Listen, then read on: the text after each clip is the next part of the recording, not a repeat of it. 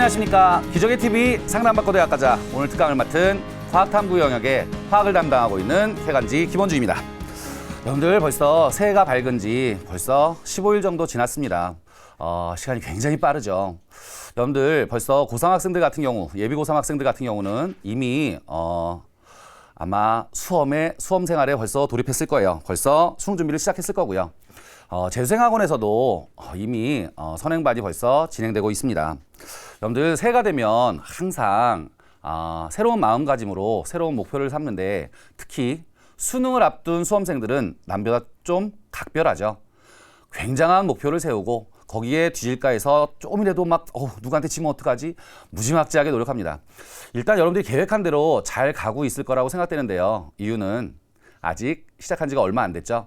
이 마음이 우리 수능 볼 때까지 끝까지 갔으면 좋겠고요. 그래서 이번 시간에는 여러분들에게 이 과학탐구 영역에서 화학원 어떻게 공부해야 되는지를 한번 알아보려고 하는데요. 일단 작년에 봤던 수능, 과학탐구 영역의 화학원 그리고 나머지 과목들도 어떤 변화들이 있었고 표준 점수로 어떤 일이 일어났는지 한번 알아보고요. 그리고 두 번째로는 이제 우리가 화학 만점 받아야겠죠. 만점을 받으려면 앞으로 겨울방학 어떻게 보내고 1년 동안 공부를 어떻게 해야 될지에 대해서 한번 알아보고요. 그 다음 마지막으로 여러분들 EBS 교재 70% 연계되는 거 아시죠? 수능 특강, 수능 완성. 도대체 어떻게 공부를 해야 되고 여기서 어떤 걸 어떻게 봐야 되지? 문제는 어떻게 풀어야 되지? 이런 거 한번 상세히 저와 함께 한번 얘기를 나눠보려고 해요. 여러분들 처음에 얘기했던 것처럼 자기의 목표 끝까지 이뤄서 여러분들이 목표로 하는 대학 반드시 가야겠죠. 자, 그럼 TBS 기적의 TV 상담받고 대학 가자. 예비 고3을 위한 겨울방학 화학원 학습법 지금부터 시작합니다.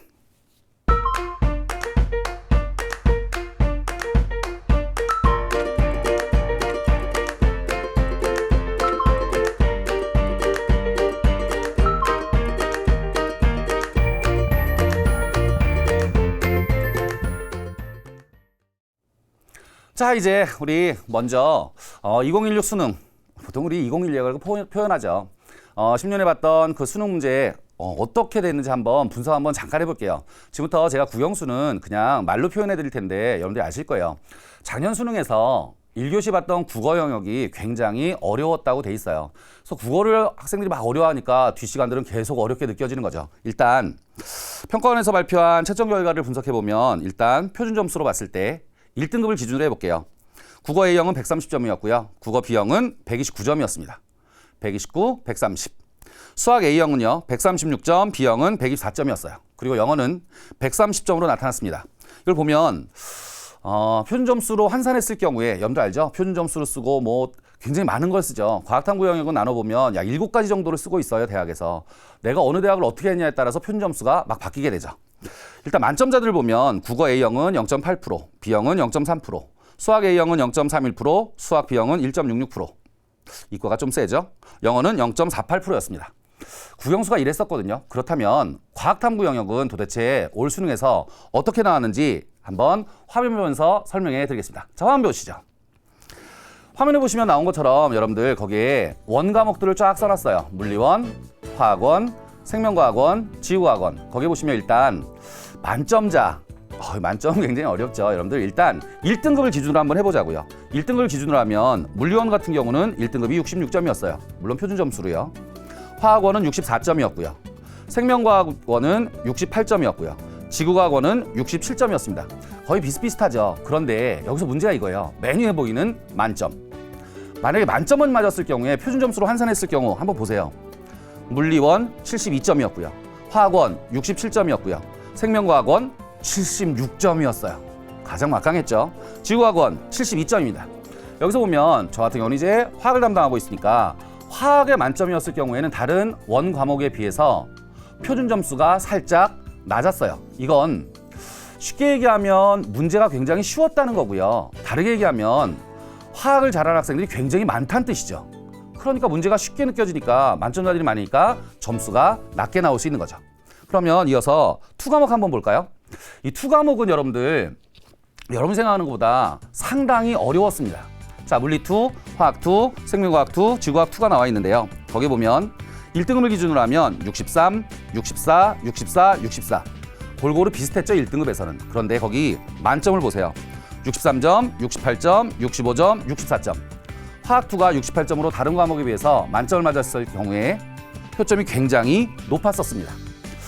이런 화학1과 화학2 이 점수대를 보면 물론 밑에 쫙 다른 등급들도 나와 있지만 상위권 학생들을 봤을 경우에는 만점을 맞았을 경우에 표준 점수로 환산했을 때 나한테 어떤 과목이 유리할지를 한 번쯤 생각해 보셔야 됩니다. 무슨 말인지 이해가시죠? 자, 이제 여기서 우리가 꼭 짚고 넘어가야 할 사항이 있어요. 지금 숫자들은 쫙 지나갔죠. 여러분들이 아는 것처럼 자연계의 경우에서는 일단 국어 A, 수학 B, 영어 그리고 같은 두 과목을 시험 보게 되는데요. 국어 A의 만점자가 표준 점수로 환산했을 때는 134점이었고요. 수학 B는 127점이었고요. 영어는 136점이었습니다. 134, 127, 136점. 그런데 과학탐구 영역은 어떻게 선택하냐에 따라서 조금 틀려지긴 하지만 최상을 봤을 경우에 화학2 그리고 생물원과 화학2를 선택해서 만점을 맞았을 경우에는 표준 점수가 144점까지 나옵니다. 이해 가시나요? 134, 127, 136. 과탐은 144. 물론 과목에 따라 살짝 차이가 있긴 하겠지만요. 여기서 알 수 있는 거 뭘까요? 결국 대학을 합격할 수 있는 거 누가 열쇠를 쥐고 있을까요? 과학탐구 영역. 바로 과학탐구 영역이 그 열쇠를 쥐고 있는 겁니다. 올해 수능 만점자보다 하나 틀린 학생이 표준 점수로 환산했을 경우에 훨씬 높은 점수가 나왔다는 거 여러분들 신문지상이나 다른 걸 봐서 알 거예요 아마. 그 학생이 지금 제가 말씀드렸던 생물원과 화학2를 선택했었는데 표준 점수로 환산하다 보니까 굉장히 높은 점수를 얻게 된 거죠. 자, 그렇다면 여러분들 잘 생각해 보세요. 이제 여러분들이 수능을 봐야 할 수험생인데 도대체 과학탐구 영역 어떤 과목을 선택하는 걸까요? 그가 어떤 과목을 선택해야 나한테 유리할까요? 아주 중요한 일이 됐죠. 그건 아마도 정답이 없습니다. 올해 여러분들 수험생들이 시험을 보고 나서 어떤 점수가 어떻게 나왔으며 1등급은 얼마나 있고 학생들이 어떤 점수를 따냐에 따라서 전부 다 이 선택 과목에 따라서 표준 점수는 다 달라지겠죠. 그렇다면 우리는 어떤 과목을 선택할까요? 여기서부터는 잘 생각하셔야 됩니다. 일단 첫 번째, 자신이 가장 잘할 수 있는 과목, 그것부터 선택하는 겁니다. 자신이 없는데 남들이 이거 하면 좋다고 해서 그걸로 따라가면 나중에 점수 안 나올 수 있어요. 그러니까 어떤 과목을 선택할 건지, 내가 제일 잘하는 거, 그걸 선택하시고요. 그리고 두 번째는 이왕이면 우리 학교 다닐 때 내신으로 한번 해봤던 과목, 그게 아무래도 한 번 했으니까 유리하겠죠. 이해가셨나요? 결론적으로 생각하면 수험생 여러분, 국영수 아주 중요한 거 알겠습니다. 특히 국어 첫 시간이니까 시험 망치면 큰일 나죠. 국영수 중요한 것도 알겠는데 과학탐구 영역을 소홀히 하면 여러분이 원하는 대학 잘못하면 못 갈 수도 있다는 결론이 나오죠. 여러분들 반드시 명심하기 바랍니다. 이해가셨죠? 자, 그렇다면 이제 우리 생각해보세요. 작년에 과탐이 이런 식으로 해서 국영수보다 표점에서 굉장히 높은 유리한 조건을 가졌는데 그렇다면 이제 저랑 이제 화학해야죠. 화학원 어떻게 하면 만점을 받을 수 있을까요? 이게 화학원이 만만치가 않아요. 일단 고1이나 고2 때 여러분들 재학생들은 대체적으로 내신을 한번 해봤었을 거예요. 그리고 다시 한번 공부하니까 그다지 어렵지 않다. 한번 해볼 만하다. 그런 생각들 들었을 텐데요. 이게 오랜만에 하거나 혹시 뭐 군대를 갔다 온 형들 제가 옛날에 화학을 했었는데 내용이 좀 바뀌었네요. 뭐 이런 거 처음 할 때는 굉장히 어렵게 느껴져요. 그렇다면 우리 화학원 공부 어떻게 해야 될까요? 제가 한 4가지 정도로 요약을 해봤는데 여러분들 지금부터는 혹시 보고 계시거나 아니면 수험생 학부모님들 제가 말씀드린 거 펜으로 써놓으셨다가 자녀분들한테도 전달해 주시기 바랍니다. 이 화학원 만점을 맞으려면 제일 먼저 해야 되는 거 첫째, 화학은 용어를 잡아라. 이 단어를 꼭 잡으셔야 됩니다. 용어. 이 용어는 굉장히 어려워요. 생소하게 느끼는 단어들도 굉장히 많고요. 시험장에 들어가서 문제를 풀었을 때 이런 용어가 나왔는데 그 용어의 뜻을 생각하고 그걸 다시 해석해서 문제를 풀면 시간이 부족하겠죠. 그러니까 용어를 굉장히 잘 보셔야 됩니다. 특히 화학은 같은 용어를 맨 처음부터 끝까지 계속 쓰고 있습니다. 예를 들면 맨 앞에 이렇게 해요. 전자를 잃었다. 그래서 나는 양이온이 잘 된다. 이렇게 표현하다가 중간쯤 내용에 가면 이온 에너지 작아요. 이온 에너지가 작아서 전자를 잘 잃어요. 이렇게 표현해요. 이온화 에너지. 그다음 맨 뒤에 4단원으로 가면 5단원 쪽에 가면 거기에 가면 전자를 잃었다. 뭐라고 할 거냐? 산화라고 할 거다. 보세요. 전자를 잃었다. 이온 에너지가 작다.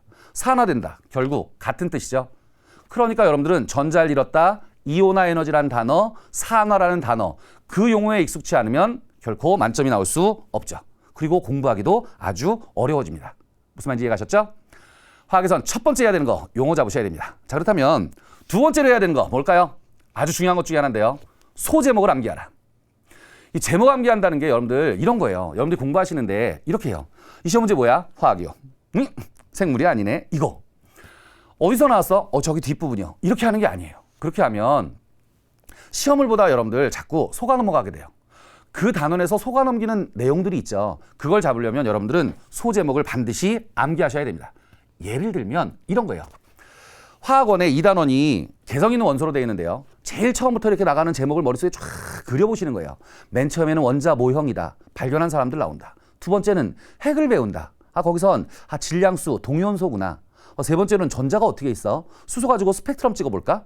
네 번째는 거기다 전자를 채워볼까? 오비탈이네. 싸움의 원리, 파울리, 베타울리, 훈트의 규칙. 화학을 하는 학생들 무슨 말인지 알죠? 그 다음 이제 전자를 채우고 났더니 옥텟 규칙을 만족시키고 싶어요. 그러니까 전자를 잃거나 얻을 거예요.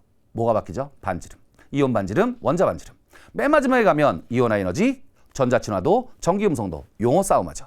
이렇게 소제목들을 쫙 머릿속에 쫙 흘러가도록 잡아야만 시험 문제가 나왔을 때 이건 화학이구나. 이게 아니고 요건 그 단원에 거기서 나온 거구나. 그렇다면 내가 여기서 조심해야 될 건 이거구나. 그러니까 반드시 소제목 암기하셔야 됩니다. 되셨나요? 그리고 세 번째인데요. 이건 제가 수업 시간에도 항상 강조하는 거고요. 제가 EBS에서도 수능특강 수능완성 하면서 여러분들에게 반드시 여러 번 강조하는 내용이죠. 세 번째 중요한 내용. 내용 정리는 반드시 3번 이상 꼭 합니다. 이 내용 정리 굉장히 중요한데요. 화학을 한 번 해서 어느 정도 된 학생들은 자꾸 문제풀이로 많이 넘어가려고 해요. 문제 지금 푸는 거 아니에요. 나중에 풀 수 있어요. 일단은 내용 정리들을 많이 하셨으면 좋겠거든요. 학생들이 이렇게 하죠. 시험을 보고 나면 선생님 저 실수했어요. 이거 다 맞을 수 있는데 하나 실수했어요. 어떻게 보면 변명이죠. 그리고 내용을 어느 정도 한 학생들, 그리고 나서 문제만 계속 풀었던 학생들은 문제를 딱 보는 순간 이거 기출문제에서 많이 보던 건데, 아니면 모의고사에서 많이 보던 건데, 그러니까 이렇게 풀면 되겠구나. 나중에 봤더니 그게 아니에요. 살짝 문제를 바꿔놨죠. 그러니까 문제집을 많이 푼다고 해서 성적이 올라가는 건 아닙니다. 명심하셔야 돼요. 여러분들이 이 내용 공부를 하라 그러면 여러분들이 자꾸 예를 들면 수능특강 해볼게요. 수능특강에 있는 글씨만 읽고 2점짜리, 3점짜리 문제는 안 푸나요? 아니요. 거기에 있는 2점짜리, 3점짜리까지 푸는 거까지가 내용 정리입니다. 이해하셨죠? 내용 정리 열심히 하셔야 돼요. 그래야 나중에 어려운 문제 나왔을 때 3, 6개월마다 항상 신유형 문제가 나와요. 수능. 당연하죠. 그러니까 여러분들은 거기 신유형, 응용 문제를 풀려면 내용을 완벽하게 숙지하고 계셔야 됩니다. 그러니까 여러분들 지금부터 문제풀이에 너무 치중하지 마시고 내용 정리 반드시 3번 이상 하셔야 됩니다. 자, 그렇다면 문제풀이는 언제 하죠? 네 번째. 자, 문제풀이는 여름방학 이후에 합니다. 이 문제풀이 할 때는 지금까지 제가 말씀드린 대로 내용 정리하면서 풀었던 문제, 그건 문제풀이가 아닌 거예요. 그냥 내가 내용을 얼마나 알고 있는지 정리했을 뿐인 거죠. 무슨 말인지 이해가시죠? 이 문제풀이는 주로 여러분들이 기출문제들을 많이 풀어보게 될 거고요. 작년 수능, 재작년 수능 다 풀어보겠죠. 3월, 6월, 9월. 어떤 학생들은 사설 모의고사까지 착 해가지고 이렇게 막 풀기도 하죠. 그럼 모의고사 문제들을 많이 풀어보는 거예요. 그건 여름방학 이후에 여러분들이 기출문제집 같은 거를 많이 풀어보면 되고요. 특히 여러분들이 하는 것 중에 3월, 6월, 9월 모의고사를 보게 될 텐데 10월에 교육청 모의고사도 보고요. 이 3월, 6월, 9월에 보는 평가원 모의고사는 반드시 여러 번 풀고 또 풀고 또 풀고 거의 암기할 정도로 풀어놓으셔야 됩니다. 거기에다가 푼 상태에서 여러분들은 꼭 이걸 만약에 문제를 바꾸면 어떻게 해야 되지? 라는 응용성도 한번 발휘해 보셔야 돼요. 그래야만 수능에 들어가셔서 절대 실수 안 하고 여러분들이 만점을 받을 수 있습니다. 이해가셨죠? 이 4가지 반드시 여러분들 명심하셔야 됩니다. 되셨나요?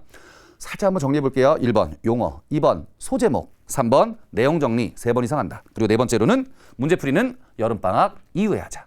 이해가셨죠? 자, 이제 여러분들 작년 수능은 이렇게 변했고 화학원을 이렇게 공부해야겠다. 그러니까 일단 이번 겨울방학에는 내용 정리 충실히 하셔야겠죠? 그렇다면 여러분들 이제 앞으로 가면서 이제 수능특강, 수능완성책들이 계속 나오면서 학교에서 선생님들도 설명해 주실 거고 할 텐데 그 활용 방법 어떻게 해야 될까요? 70% 연계된다는데. EBS 교재 어떻게 활용하는지 지금부터 하나씩 알아보도록 하겠습니다. 자, 먼저 수능 특강.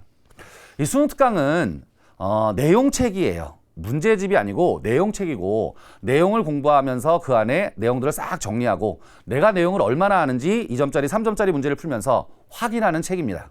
고로 수능 특강 일단 할 때 제일 먼저 여러분들이 하셔야 되는 건 본문 내용은 하나도 빠짐없이 꼼꼼히 읽어서 거기 있는 내용을 완벽히 파악하셔야 됩니다. 일단 올해는 또 어떤 제목을 가지고 나올지 모르겠지만 수능 특강에는 보통 보충 내용으로 나오는 탐구 자료 같은 게 있었고요. 거기에 보면 작년 같은 경우는 사이언스 디저트 이런 내용이 있었어요. 학생들이 그런 내용을 슬쩍 그냥 넘겨요, 안 읽고. 그 안에 수능 문제 들어 있습니다. 또 하나, 거기 있는 내용은 웬만하면 제가 3번 이상 공부하라고 했는데 내용은 한 글자도 빼지 말고 차곡차곡 읽으면서 작년에 내가 공부했던 것보다 이런 내용이 추가됐는데 이거는 지면을 참 많이 할애 했구나. 그럼 이 내용이 참 중요해졌겠구나 하는 것들 여러분들이 반드시 확인하셔야 됩니다. 이해가셨죠? 고로 본문 내용 하나도 빠짐없이 꼼꼼히 읽어보셔야 되고요. 두 번째, 그 안에 보면 탐구 자료 하는 실험 방법이나 실험 기구들이 나와 있어요. 이 실험 방법이나 실험 기구 반드시 잘 맞추셔야 되는데요. 작년에 여러분 선배들이 시험 봤던 거 중에 문제 중에 이런 게 있었어요. 물의 전기분해하는 실험 기구로 맞는 것은 이 나왔거든요. 굉장히 쉬운 문제였죠. 기구를 찾아내면 되는 거니까. 근데 그게 오답률 3위였습니다. 양정학의 중화반응을 1, 2위, 그 다음 3위가 이 실험 기구를 못 찾아가지고 오답률로 3위였어요. 학생들이 다 안다고 치고 막 넘어가는 거죠.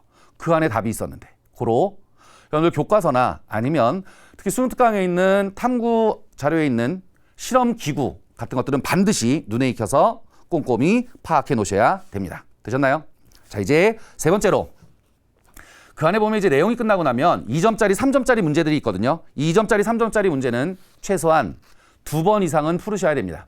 2번 이상은 푸시고요. 여러분들 뭐 하셔야 되냐면 그 안에 나와 있는 틀린 보기들을 반드시 맞는 답으로 고칠 수 있으셔야 됩니다. 이해가셨나요? 이게 2번, 3번 풀게 되면 여러분들 이런 현상이 벌어져요. 2번이 답인데? 이제 이거 아예 답까지 다 외운 것 같아 막. 그럼 내가 다 아는 것 같이 느껴져요. 그러니까 여기서 여러분들이 하셔야 되는 거. 그럴 때는 답을 찾는 게 중요한 게 아니고 거기 있는 틀린 보기들 다 바꿔보는 겁니다. 무슨 말인지 이해가시죠? 그래서 다른 문제가 탁 나왔을 때 그 문제랑 비슷한데 이렇게 냈구나.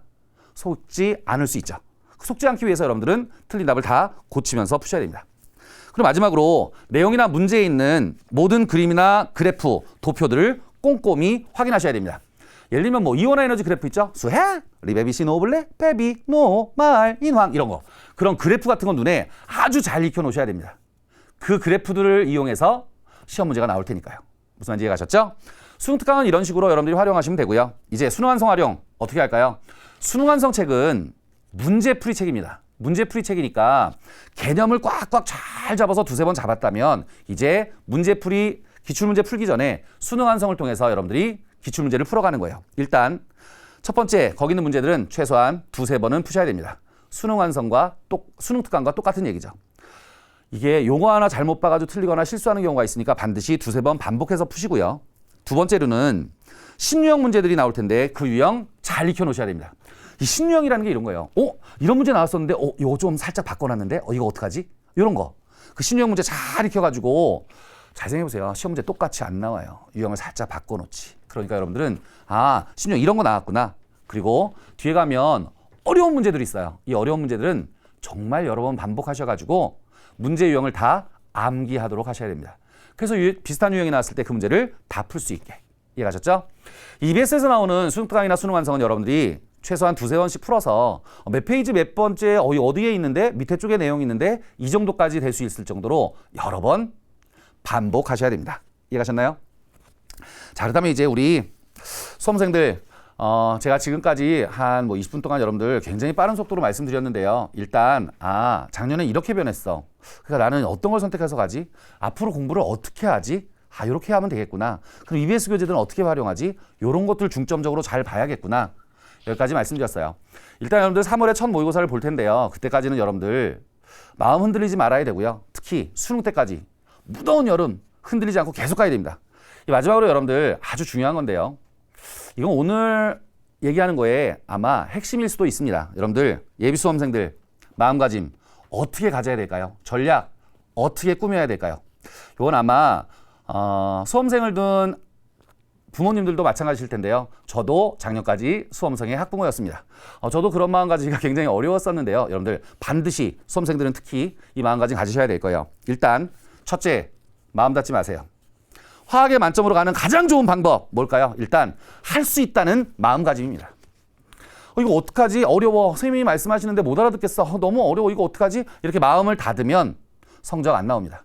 일단 마음가짐 중에는 할 수 있다는 의지, 그게 가장 중요하죠. 장벽을 딱 닫는 순간 선생님들이 설명하시는 게 귀에 잘 안 들어와요. 그러니까 여러분들 마음을 여세요. 나 할 수 있거든. 그래, 지금 3월 달인데 모의고사 성적 잘 안 나왔어. 근데 나는 화학이 제일 좋거든. 올릴 수 있어. 이런 마음가짐 꼭 가지셔야 됩니다. 처음에 공부할 때 기초를 잡는 게 어려워요. 용어 외우는 게 어렵거든요. 처음에 석 달 걸렸다면 두 번째 할 때는 한 달 반이면 할 수 있어요. 그 다음은 한 달 만에 다시 복습할 수 있습니다. 그래서 여러분들 마음가짐, 할 수 있다는 마음가짐 반드시 가지셔야 됩니다. 자, 두 번째로는요, 여러분들 화학은 용어와 제목의 싸움입니다. 아까 말씀드렸죠? 이 용어하고 제목 누가 더 잘 암기하고 이해하고 있느냐에 따라서 자기의 성적은 왔다 갔다 합니다. 여러분들 앞으로 한 이제 10개월 정도 남은 거죠. 1년이 남은 게 아닙니다. 10개월 정도 남으셨으니까 11월이 수능이니까 여러분들 길다면 길고 짧다면 짧은 시기인데요. 이 시간들을 잘 활용하면 여러분들이 원하는 대학 반드시 가실 수 있습니다. 무슨 말인지 이해가시죠? 화학을 한번 살짝 빌려볼게요, 여러분. 수소와 산소가 반응하면 뭐가 만들어지죠? 물이 만들어지죠. 물, 우리가 생명을 유지하는데 절대 없어서는 안 될 물질이죠. 여러분은 수소고 학교에 계신 선생님들이나 아니면 학원에 계신 선생님들이나 EBS에 있는 선생님들은 모두 산소입니다. 수와 산소가 만나서 물을 만들면 여러분들 우리 생명활동에 꼭 필요한 물질이니까 여러분들 만점 갈 수 있습니다.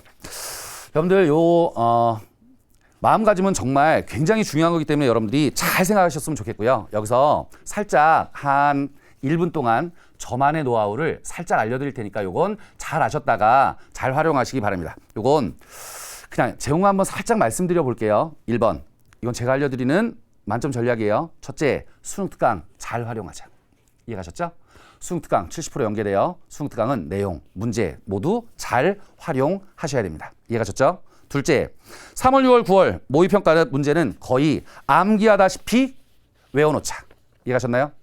3월, 6월, 9월 모의평가는 계속 시험 문제에서 수능에 비슷한 유형 문제가 아주 잘 나오고 있습니다. 그러니까 3월, 6월, 9월 앞으로 봐야 될 그 문제들은 잘 암기하시고 잘 풀어놓으셔서 기억을 잘 해놓으시기 바랍니다. 이해가셨죠?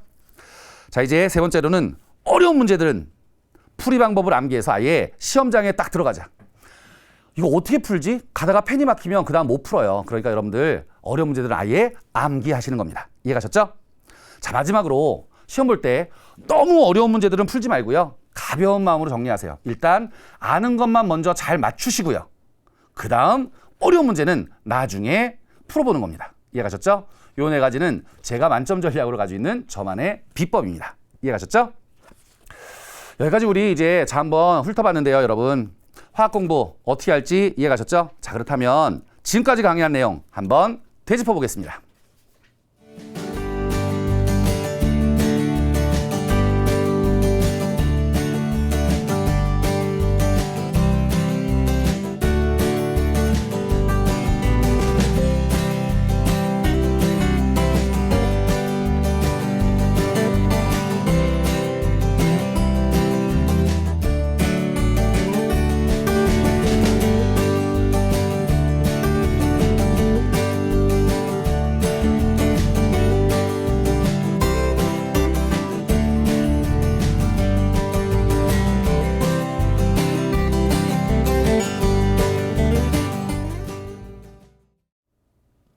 자, 우리 오늘 저와 함께한 강의 과학탐구 유형에게 화학 과목 만점 받을 준비 되셨습니까?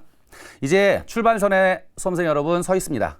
앞으로 목적지까지 가는 동안 굉장히 힘들고 어쩔 때는 지치고 할 거예요. 여러분들 최선을 다해서 끝까지 노력하면 여러분들 좋은 성적 낼 수 있습니다. 이해가셨죠? 이어서 우리 잠시 전하는 말씀 듣고 이어서 이제 예비 고3을 위한 박정호 선생님의 물리학습법 강의가 이어지니까요. 여러분들 끝까지 함께 하시기 바랍니다.